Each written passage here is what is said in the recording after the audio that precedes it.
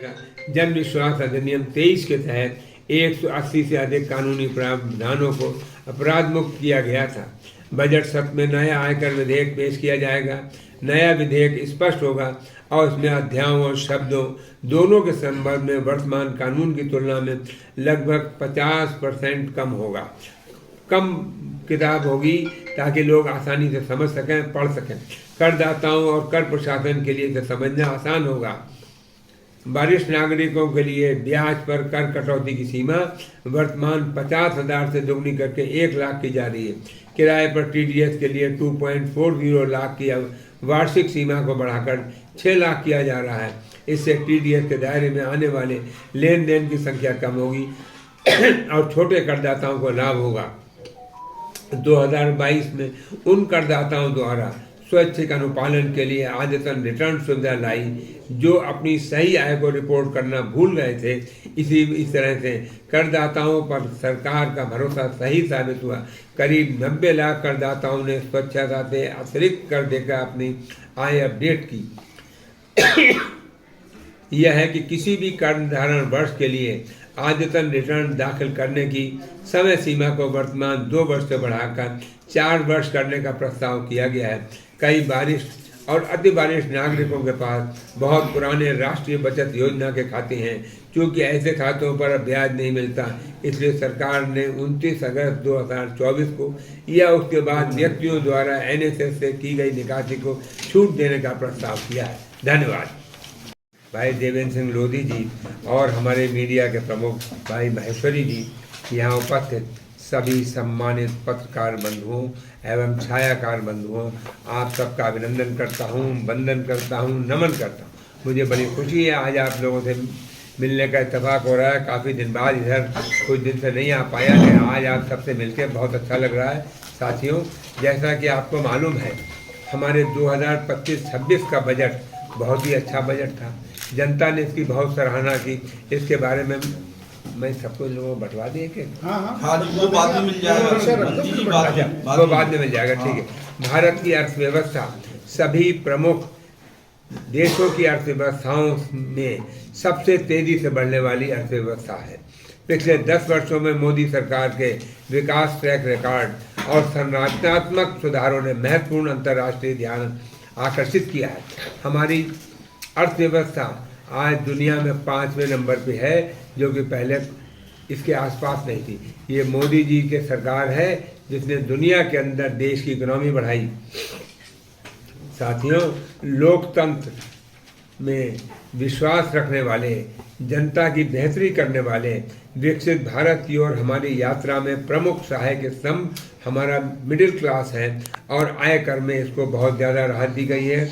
माननीय प्रधानमंत्री के नेतृत्व वाली एनडीए सरकार ने हमेशा राष्ट्र निर्माण में मध्यम वर्ग की सराहनीय ऊर्जा और क्षमता पर विश्वास व्यक्त किया है। उनके योगदान को मान्यता देते हुए सरकार ने समय समय पर उनके कर के बोझ को कम किया है। 2014 में जब मोदी जी की सरकार आई तब उसके ठीक बाद स्लैब को बढ़ाकर 2.5 लाख कर दिया गया और 2019 में इनकम टैक्स 5 लाख तक की इनकम फ्री थी और 2023 में 7 लाख तक की इनकम टैक्स फ्री किया गया। अब नई व्यवस्था के अंतर्गत इस वर्ष 12 लाख रुपए तक की आय पर कोई आयकर नहीं देना होगा, जो कि हमारे सरकार ने बहुत बड़ा कार्य किया है, खास तौर से मिडिल क्लास के लिए, बल्कि मैं तो कहूँगा हर एक के लिए बहुत अच्छा काम किया है।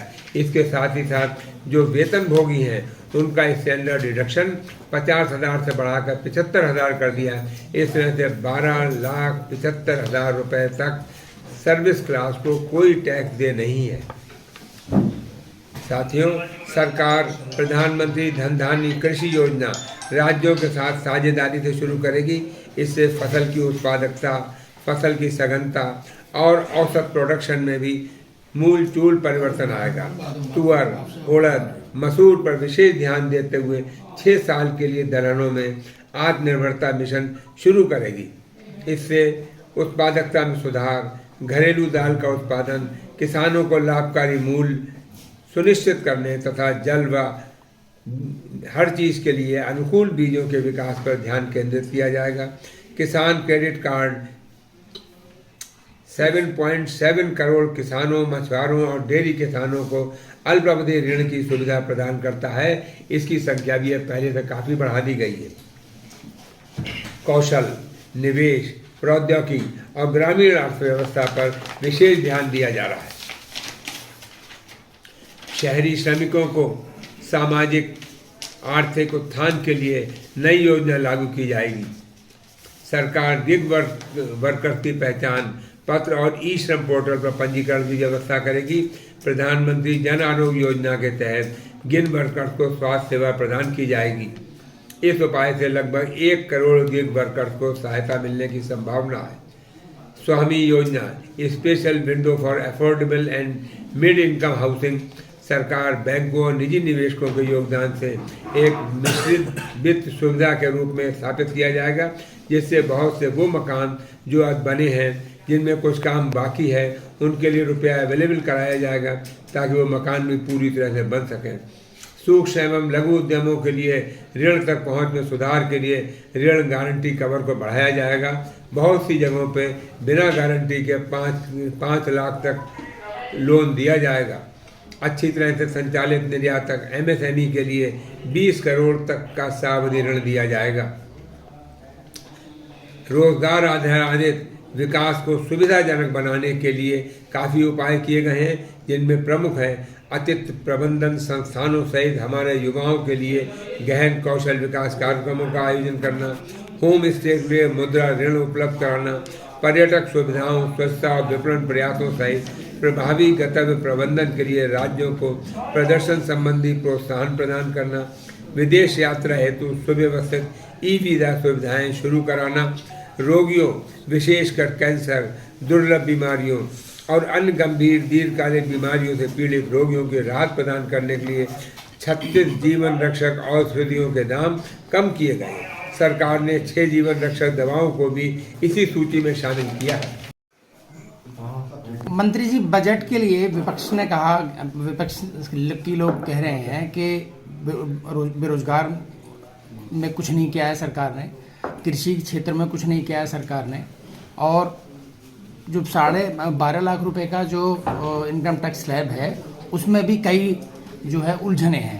तो जो नया जो आदमी है वो समझ नहीं पा रहा है कि किस तरह से रिलैक्सेशन मिलेगा, और चूंकि गन्ना बेल्ट है, ये गन्ना बेल्ट के किसानों को किसी प्रकार की कोई राहत बेल्ट इसमें नहीं दी गई है। देखिए, जहाँ तक इनकम टैक्स का सवाल है, 12 लाख तक की आमदनी टोटली फ्री है, कोई इसमें झाड़ झंझट नहीं है। इसके साथ ही साथ जो लोग हमारे सर्विस में हैं उनको स्टैंडर्ड डिडक्शन जो 50,000 दिया जाता था वो 50,000 के बजाय 75,000 कर दिया गया। इस तरह से 12.75 लाख तक कोई टैक्स नहीं देना है किसी तरह का, ये बिल्कुल साफ कर दी गया है। इसके साथ ही साथ बुजुर्गों के लिए भी जो उनका इंटरेस्ट होता है, बैंक इंटरेस्ट 50,000 से ऊपर टैक्सेबल होता था, 50,000 के बजाय 1 लाख रुपए तक तो उस पर भी छूट दी गई है। तो मैं कहूँगा हमारा ये बुजुर्गों, महिलाओं, नौजवानों सभी के लिए फ़ायदेमंद है। इंडस्ट्री के लिए विशेष रियायत दी गई है कि इंडस्ट्री आए, जो नए नौजवान हैं जो अपना स्वयं का कार्य करना चाहते हैं उनको 5 लाख तक का इंटरेस्ट फ्री, नहीं गारंटी फ्री, कम इंटरेस्ट पे लोन दिया जा रहा है ताकि वो अपना काम बढ़ाएं, हमारे नौजवान स्वावलंबी बने, स्वरोजगार की ओर आगे बढ़ें। और हमारी सरकार का पूरा ध्येय है कि हमारे नौजवान स्वरोजगार की ओर आगे आएं और उनको रोजगार मिले, और रोजगार में उनके मिलने से उनके परिवारों में खुशियाँ आती हैं। और हमारी सरकार ने लोन इंडस्ट्री को देने में बहुत ज़्यादा लिबरल है कि इंडस्ट्री को भी, जो इंडस्ट्री किसी वजह से धन के अभाव में पूरी तरह से नहीं चल पा रही है, उनके लिए भी योजना है कि उनको भी कम इंटरेस्ट पर लोन दिया जाए।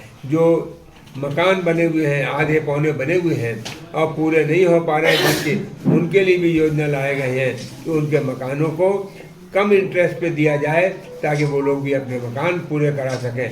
इस तरह से हमारी सरकार का मिडिल क्लास को इनकम टैक्स में काफ़ी राहत दी, इंडस्ट्रियल्स को इंडस्ट्री लगाने में, इंडस्ट्री बढ़ाने में विशेष योगदान दिया, नौजवानों को स्वरोजगार के लिए बहुत ज़्यादा दिया। टूरिज्म बढ़ाने के लिए हर तरफ बहुत ज़्यादा काम किया जा रहा है और साथ ही साथ नौजवानों को कौशल विकास, हमारे उनको आतिथ्य सत्कार और ये टूरिज्म बढ़ाने में नौजवानों की जो भूमिका होती है उसके लिए उन्हें स्पेशल ट्रेनिंग दी जा रही है।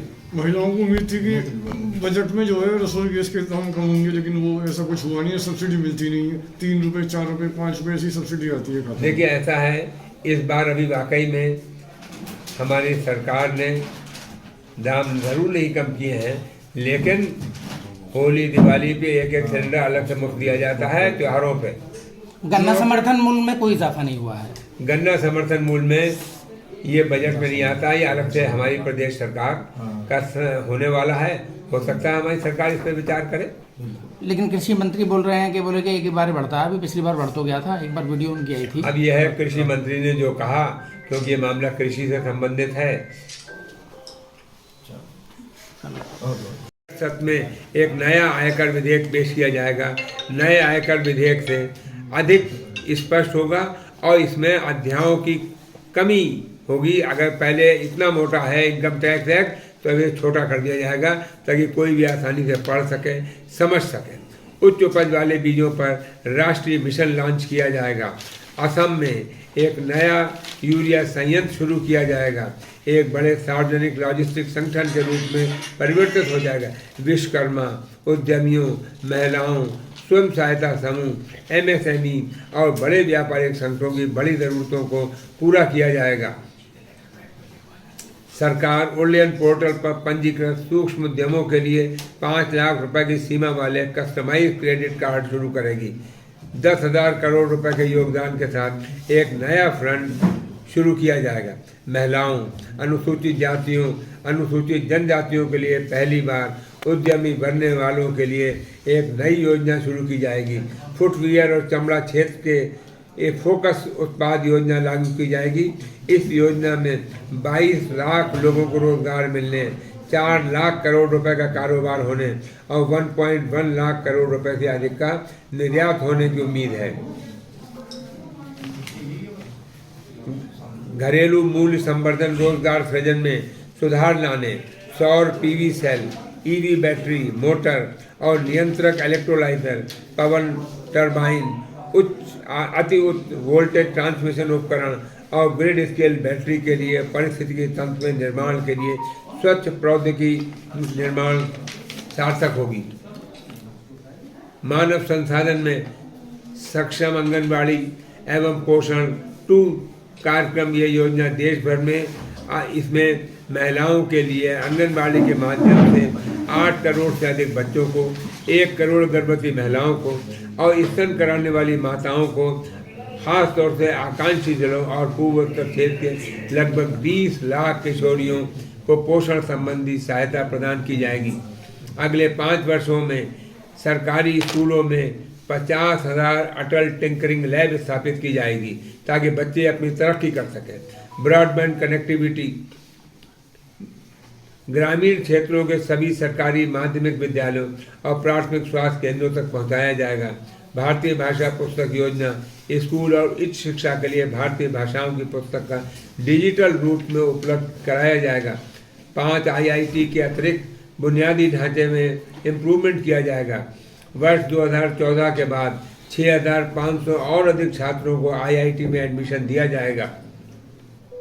आर्टिफिशियल इंटेलिजेंस में उत्कृष्टता केंद्र शिक्षा के लिए 500 करोड़ रुपए का कुल व्यय के साथ एक कॉलेज स्थापित किया जाएगा। मेडिकल कॉलेजों में और अस्पतालों में 10,000 अतिरिक्त सीटें जोड़ी जाएंगी। अगले 5 वर्षों में 75,000 सीटें जोड़ने का लक्ष्य है। सरकार ने 10 वर्षों में लगभग 1.1 लाख UG और PG मेडिकल शिक्षा की सीटें जोड़ी हैं, जो पिछले साल के मुकाबले 130% की वृद्धि है। अगले 3 वर्षों में सभी जिला अस्पतालों में डे केयर सेंटर स्थापित करने की सुविधा प्रदान की जाएगी। 2025-26 में ऐसे 200 केंद्र स्थापित किए जाएंगे। अर्थव्यवस्था में निवेश राज्यों को 50 वर्ष के ब्याज मुक्त ऋण के लिए 1.5 लाख करोड़ रुपए की परिव्यय प्रस्तावित है। पूंजीगत व्यय और सुधारों के लिए प्रोत्साहन है। जल जीवन मिशन का 2028 तक विस्तार जन भागीदारी के माध्यम से ग्रामीण पाइप जल पूर्ति योजनाओं में बुनियादी ढांचे की गुणवत्ता और रखरखाव के लिए कुल परिव्यय में वृद्धि की गई है। हर घर को स्वच्छ जल देने का सरकार का दृढ़ निश्चय है। सरकार राज्यों द्वारा बिजली वितरण सुधारों और अंतर्राज्यीय पारक्षेषण क्षमता में सुधार को प्रोत्साहित करेगी। इससे बिजली कंपनियों की वित्तीय सेहत और क्षमता में सुधार होगा। समुद्री उपयोग में दीर्घकालीन वित्त पोषण के लिए 25,000 करोड़ रुपए प्रस्तावित हैं। अगले 10 वर्षों में 120 नए गंतव्यों तक क्षेत्रीय संपर्क बढ़ाने और 4 करोड़ यात्रियों को ले जाने के लिए संशोधित उड़ान योजना शुरू की जाएगी। सरकार ने cobalt powder, lithium ion battery, इस सब में काफ़ी इन्वेस्ट किया है और इसके माध्यम से हम अपने मोबाइल की बैटरी आदि का काम अपने देश में ही कर पाएंगे। जुलाई बजट में घोषित निजी क्षेत्र संचालित अनुसंधान विकास और नवाचार पहल को लागू करने के लिए 20,000 करोड़ रुपए आवंटित किए गए हैं। अगले 5 वर्षों में पीएम रिसर्च फेलोशिप योजना के तहत हम बढ़ी हुई वित्तीय सहायता के साथ आईआईटी और आईआईएमसी में तकनीक अनुसंधान के लिए 10,000 फेलोशिप प्रदान करेंगे। निर्यात को बढ़ावा देने का हमारा पूरा प्रयास है। इस बजट के अंदर एक डिजिटल सार्वजनिक अवसंरचना, digital public infrastructure Bharat trade net की स्थापना की जाएगी, जो व्यापार दस्तावेजीकरण और वित्त पोषण संविधान के लिए एक एकीकृत मंच होगा। वर्ल्ड क्लास कैपेसिटी सेंटर बनाया जाएगा ताकि हमको विदेशों में सामान भेजने में आसानी हो। सरकार एयर कार्गो के लिए बुनियादी ढांचे और गोदाम के उन्नयन की सुविधा प्रदान करेगी। इससे उच्च मूल्य वाले, शीघ्र खराब होने वाले बागवानी उत्पाद जैसे फल हैं, फूल हैं, इनको देर न पहुँचे, इनको तुरंत पहुँचाने का इंतजाम किया जाएगा। पिछले 10 वर्षों में हमारी सरकार ने करदाताओं की सुविधा के लिए कई सुधार लागू किए हैं, जैसे फेसलेस असेसमेंट, करदाता चार्टर, तीव्र रिटर्न, लगभग 99% रिटर्न स्व मूल्यांकन पर आधारित होना तथा विवाद से विश्वास योजना शुरू की जा रही है। बीमा क्षेत्र के लिए फॉरेन डायरेक्ट इन्वेस्टमेंट परमिट किया गया है। अगर इसमें 74 और इसको सीमा को 74% से बढ़ाकर 100% की जाएगी। ये बढ़ी हुई सीमा उन कंपनियों के लिए उपलब्ध होगी जो भारत में पूरा प्रीमियम निवेश करती हैं। ग्रामीण क्रेडिट योजना के अंतर्गत